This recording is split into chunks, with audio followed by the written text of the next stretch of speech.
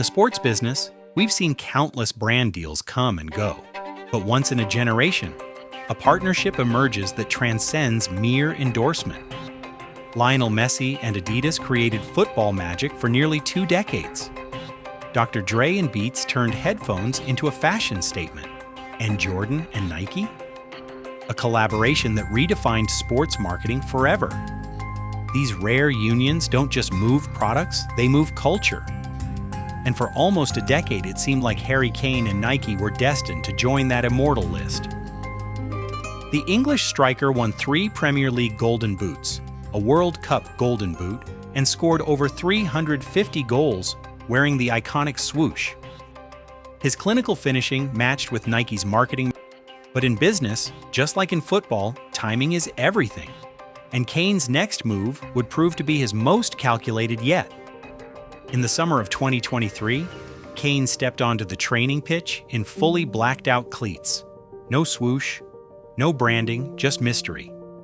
Speculation went into overdrive, and when the answer finally came, it wasn't Adidas, it wasn't Puma, it was Skechers. Not just a sponsorship, a lifetime global deal, with a brand that had never made a top-tier football boot before in its history.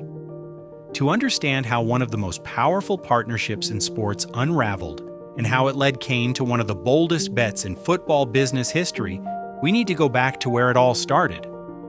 Following its explosive growth in the 90s and early 2000s, Nike had become the dominant force in global football, and they were always hunting for the next big name. HarryKane as a teenager wasn't the obvious choice. He was raw, he was restless.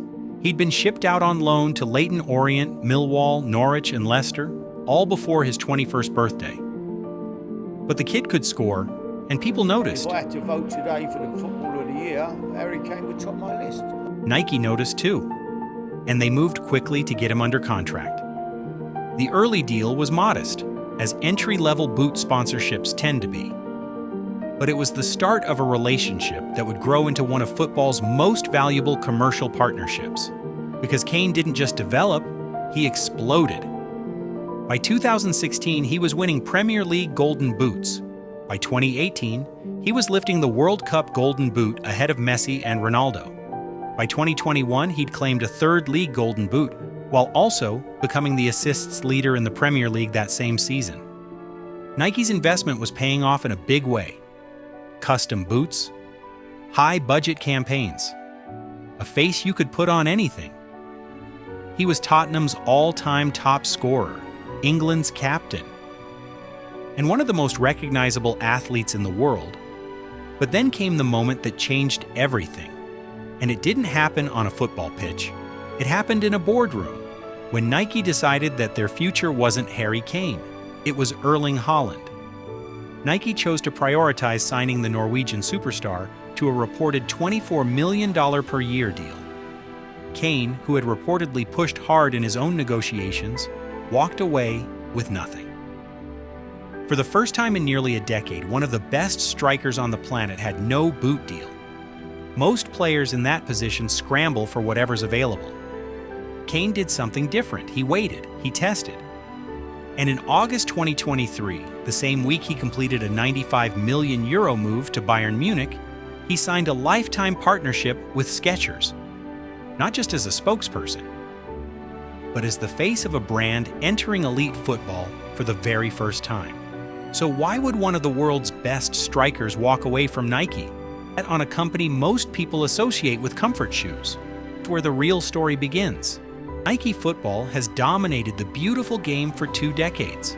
The 2018 World Cup roster read like a who's who of the sport. Neymar Jr., HarryKane, a teenage Kylian Mbappe. Nike athletes dominated the tournament, their swoosh appearing on the boots of some of the most valuable players on the planet.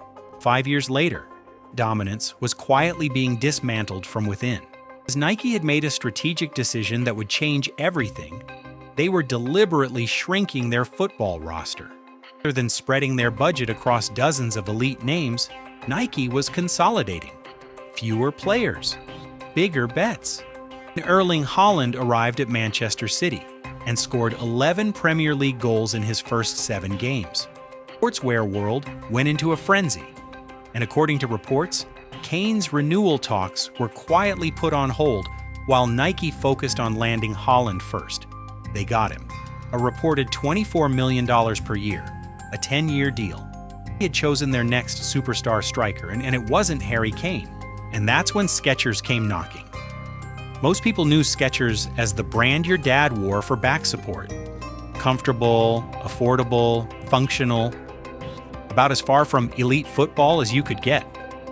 They hadn't produced a top-tier football boot in years, but they had money, ambition, and a 2026 World Cup on the horizon, hosted in the United States, Skechers' home market. The terms they offered Kane weren't just a boot deal, it was a lifetime partnership, almost certainly including royalties, equity, and a role in building the brand's entire football division from the ground up. The kind of structure Nike had never put on the table. Kane said yes. And in August 2023, the same week he signed for Bayern Munich, he laced up a pair of blacked-out mystery boots that the entire football world couldn't stop talking about. Nike had let their golden boot walk out the door, and he wasn't coming back. When Harry Kane signed for Bayern Munich in the summer of 2023, the football world had one question. Could he finally win trophies? What nobody expected was what he'd do with his boots. On his Bundesliga debut, wearing brand new Skechers SKX_01S, Kane scored, then kept scoring, and didn't stop. Every single one of those goals scored in Skechers. Think about what that means for a brand that most people still associated with your uncle's walking shoes. Every time Kane scored in Munich, Skechers got a free global advertisement, and in his first 3 seasons, he scored nearly 150 times. But Kane's job wasn't just to score goals, he was being asked to build something. The SKX_01, Skechers' debut elite football boot, was designed around the insights of professional players seeking ball control, built on a custom, last crafted for fit and comfort. It wasn't a gimmick. Kane had been testing it in secret for weeks before the deal was announced. The launch was perfectly timed. Kane was the biggest transfer story of the summer. Every camera in world football was already on him. Skechers didn't need a marketing campaign, they just needed him to score. He obliged. By July 2025, Skechers dropped the second generation, the SKX_2, debuted by Kane on the main stage at the FIFA Club World Cup quarterfinals in the United States.